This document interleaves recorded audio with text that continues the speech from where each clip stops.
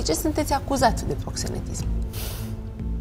În ce a specificat dumneavoastră ca fiind referat al DICOT-ului este o amestecătură de două declarații, de două acuzații, ca să spun așa.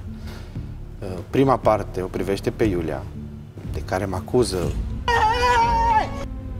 DICOT-ul că aș fi traficat-o și exploatat-o, deci pe soția mea, că era soția mea.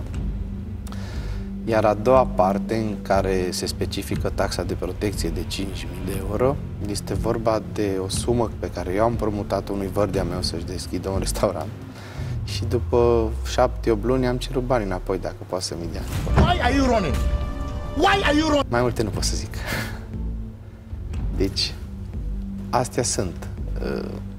Mă gândesc că în viitor apropiat o să iasă totul la suprafață și chiar mi-aș bucura să vadă toată lumea de adevăratele mele acuzații care mi se aduc și mă privesc pe mine.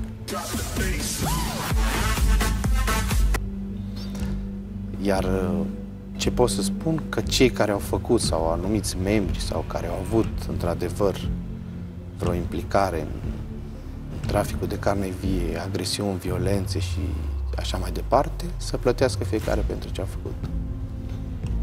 Bine.